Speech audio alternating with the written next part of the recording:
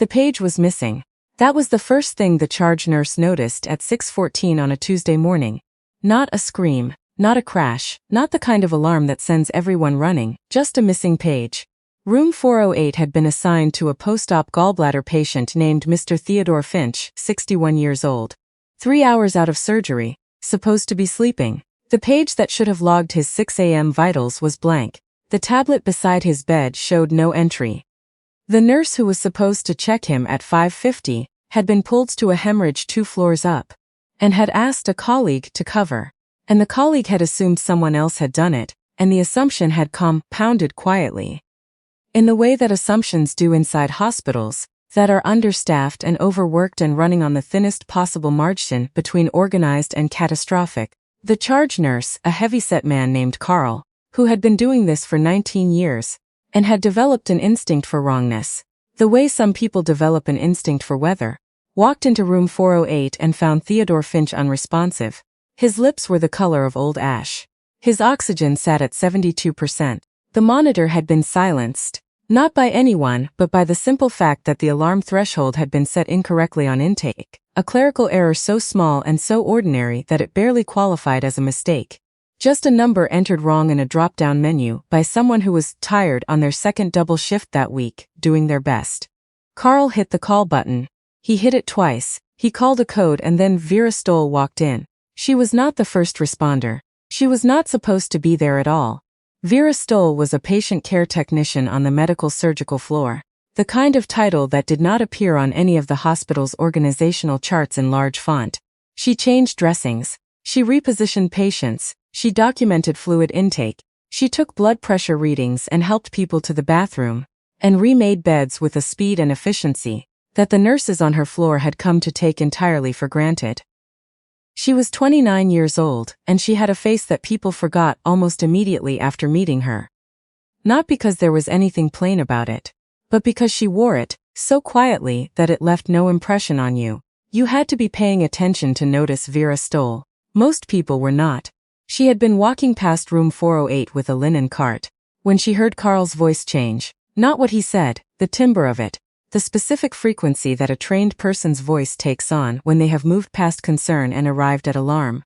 She left the cart in the hallway and walked in. The room was full, within 90 seconds. A resident, 2 nurses, the crash cart. Everyone doing something, hands moving, voices overlapping. The organized chaos of a code that is being managed by people who have been trained to manage it.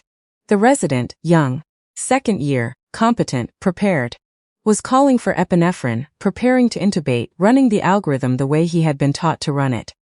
Vera stood at the foot of the bed and looked at Theodore Finch. She looked at the color of his fingers. She looked at the pattern of his breathing, which had resumed at a rate that was wrong in a very specific way.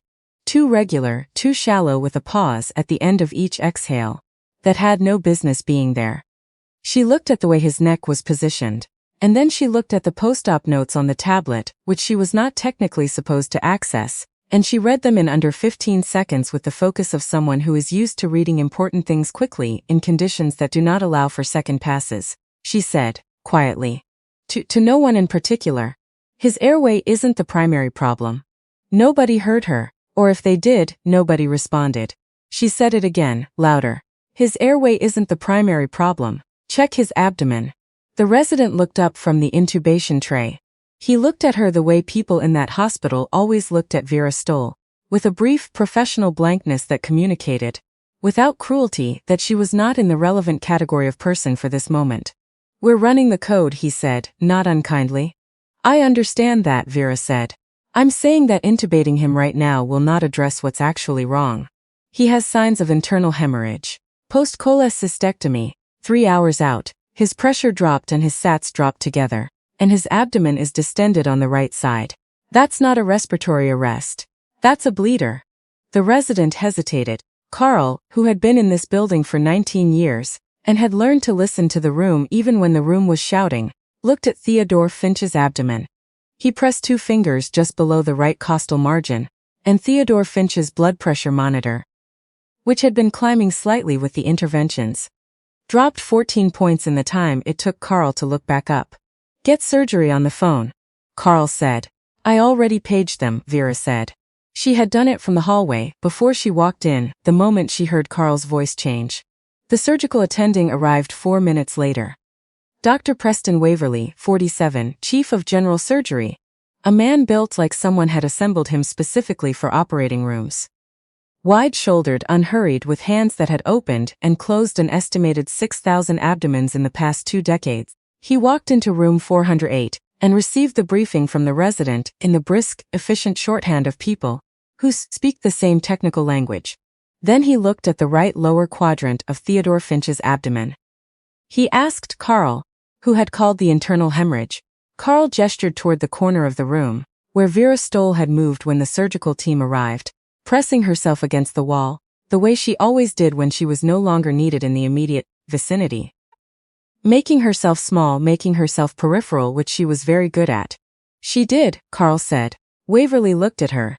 She was holding a clean basin. She had picked it up from the counter without being asked, because the intubation attempt had displaced several items, and she had a habit of tidying around procedures. Not because anyone asked her to, but because a clean field was a safe field, and she had understood that for a long time now, in a way that went much deeper than any hospital training. "What's your name?" Waverly said. "Stoll," she said. "Vera Stoll, PCT, floor 4. He looked at her for a moment. Then he looked at Theodore Finch. "Prep him for the OR," he said, to the room in general. And then to Vera specifically. "Good catch." She nodded once, set the basin onto the counter and walked out to retrieve her linen cart. Theodore Finch went to surgery 11 minutes after Vera Stoll walked past room 408 with clean sheets. The surgical team found a clipped cystic artery that had come loose. A rare complication, the kind that presented quietly and then didn't. Waverly controlled the bleed in 40 minutes and closed without incident. Finch spent 2 nights in the SICU and went home to his wife and his 2 adult daughters. And his dog, a beagle named Copernicus, who reportedly lost his mind with happiness the moment Finch walked through the front door. None of that was the part that changed things. The part that changed things happened 2 days after the code, when Waverly stopped by the 4th floor on his morning rounds and asked Carl if the PCT from room 48 was working that day. Carl said Vera was in room 412, helping an elderly man named Mr. Eugene Drury reposition himself after a rough night. She was talking to him in a low, even voice about his daughter's new house, which Mr. Drury had described to her during her shift the previous evening, and she had remembered the details. The screened porch. The pecan tree in the backyard. The way the light came through the kitchen windows in the afternoon. And she was returning them to him now because she understood that a person in a hospital needed to remember that there was a world outside of it. And sometimes they needed someone to do the remembering for them. She became aware of Waverly in the doorway the way she always became aware of things. Without looking up, without any visible change in her posture. "Mr. Drury," she said gently, "I'll be back in just a few minutes." She stepped into the hallway. She looked at Waverly and waited. He had a file folder in his hand. It was thin. The kind that gets pulled from administrative archives rather than generated by clinical activity, and she recognized it even before he held it up. Because she had known, the moment she spoke up in room 408, that something like this would eventually follow. "I pulled your personnel file," he said. "I know," she said. "It wasn't particularly illuminating," he said. 8 years before this job. Nothing listed except a gap. "The gap is classified," she said. He looked at her steadily. "I made a call." She didn't answer, she didn't need to. The call he'd made was to a contact at the Department of Defense, a colleague who had served as a military medical liaison before transitioning to academic medicine. The contact had called someone else, and the record that came back to Waverly, partially redacted, stamped with language that discouraged further inquiry, was not the record of a woman who had spent 8 years doing nothing in particular. It was the record of Corporal Vera Stoll, United States Army, 68W healthcare specialist, assigned to a forward support battalion in 2 consecutive overseas deployments in regions where the infrastructure for medical care was theoretical at best and non-existent at everything else. A woman who had managed penetrating trauma in conditions that had no analog in civilian medicine, who had performed emergency surgical interventions in forward operating environments without an attending physician present. Because there was no attending physician, and the alternative was watching someone die. Who had received a commendation that the redacted file declined to detail, beyond the notation that it had been awarded for actions under conditions of sustained hostile contact.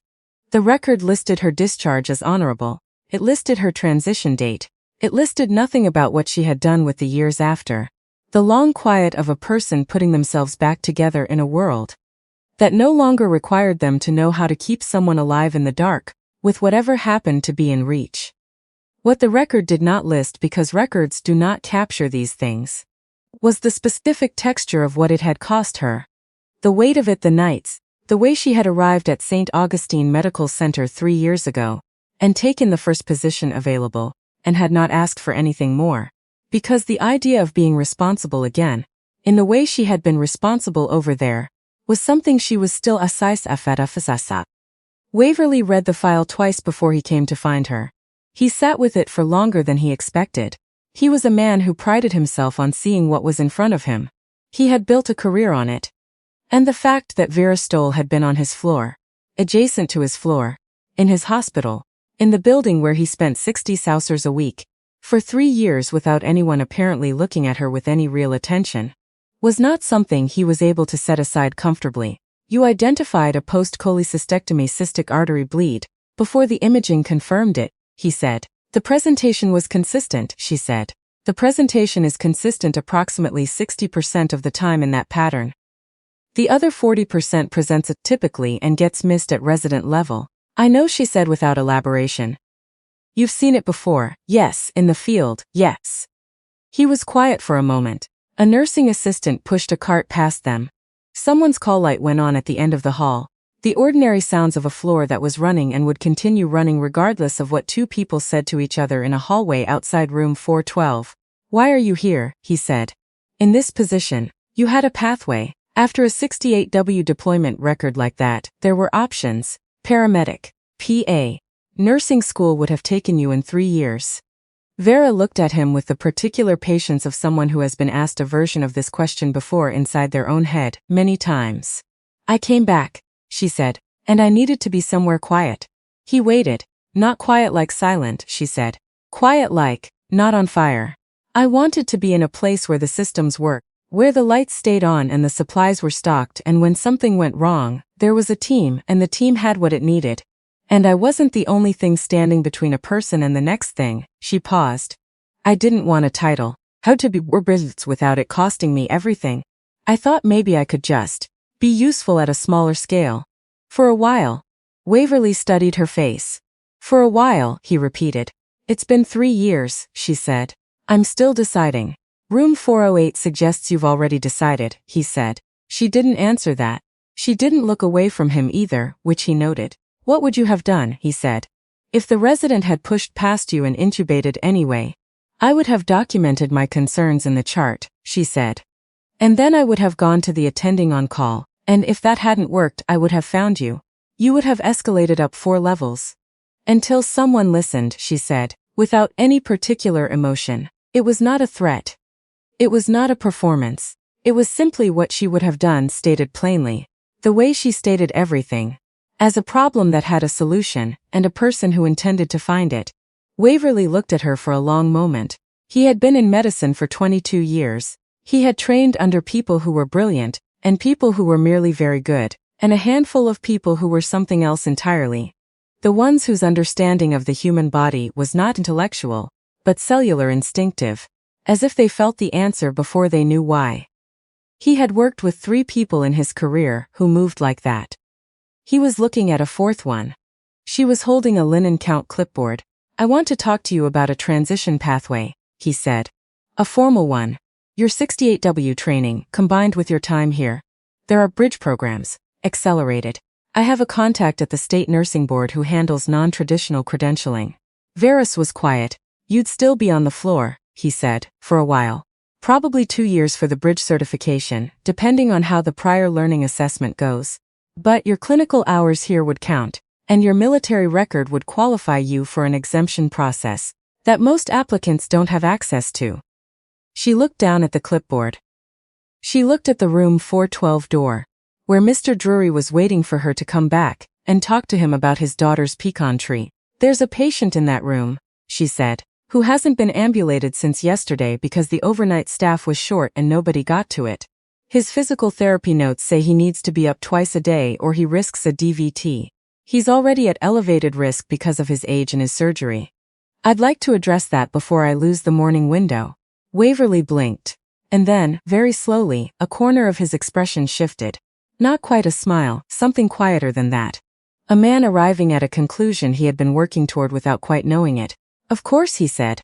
I'm not saying no, she said, her hand already on the door. I'm saying there's a patient first.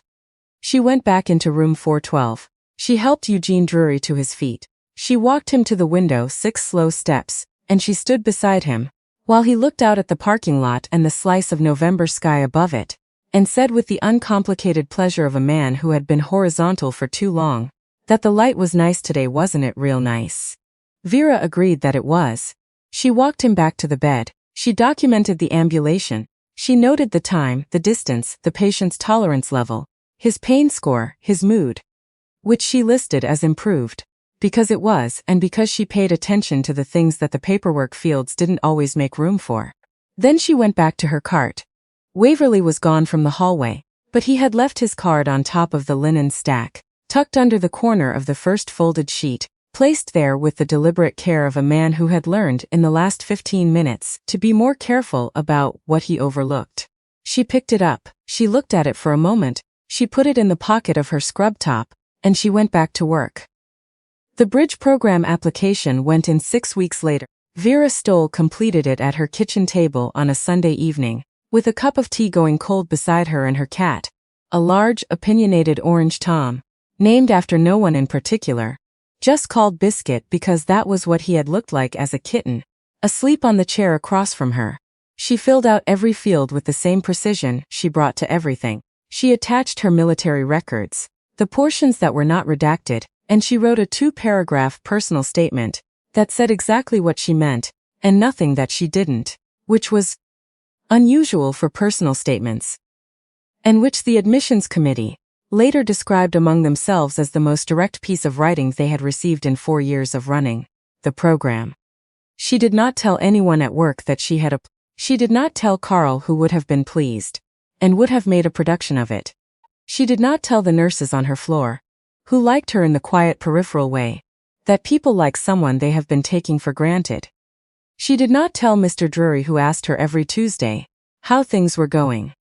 She told Biscuit, who opened one eye and then closed it again, which she took as endorsement. Waverly found out when the acceptance letter copied him as the recommending physician. He read it on a Wednesday morning between cases, standing in the scrub sink hallway in his booties, and his cap water running over his hands, and he read it twice the way he had read her military file. Not because it was complicated, but because he wanted to be sure he was taking in what was actually there.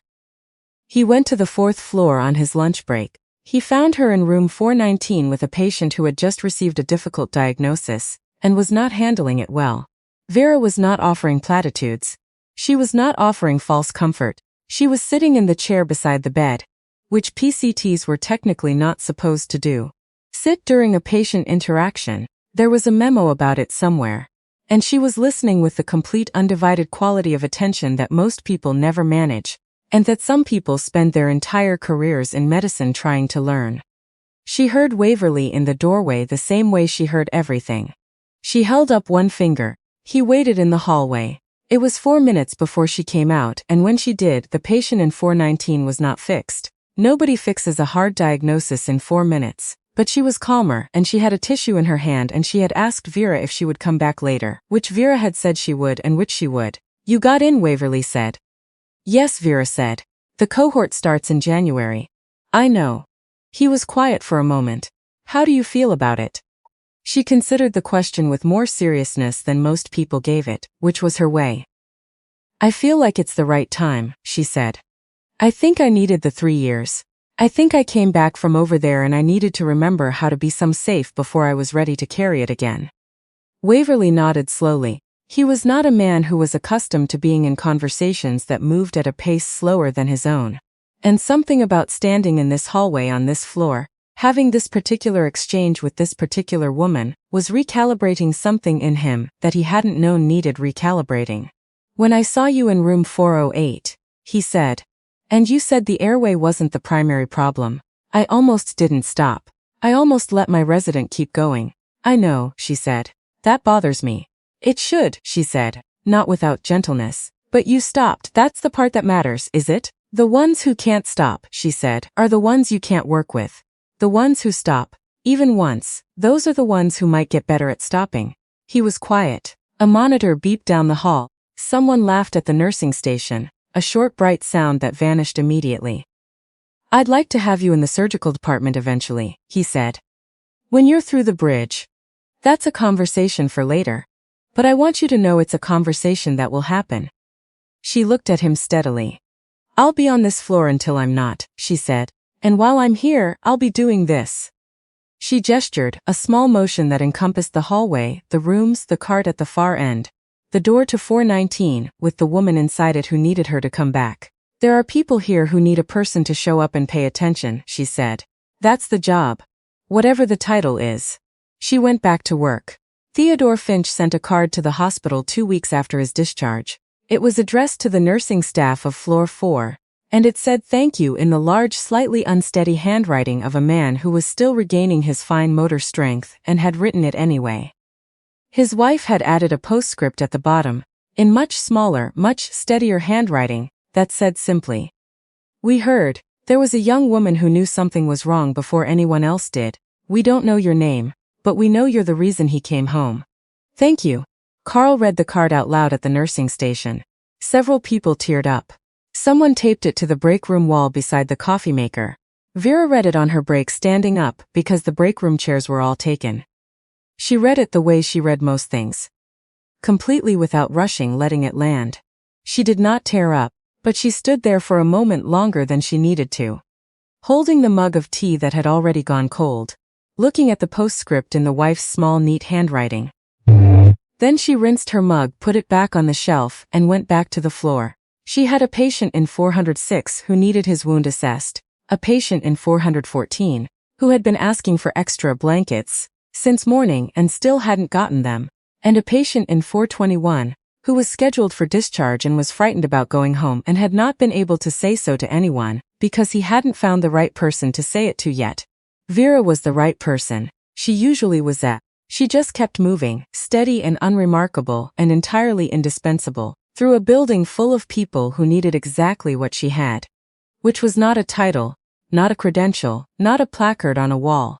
Which was simply the willingness to pay attention, and the knowledge to know what to do with what she saw, and the particular kind of courage that doesn't look like courage at all, because it doesn't need anyone to recognize it as such. That was Vera Stoll. That was always going to be enough.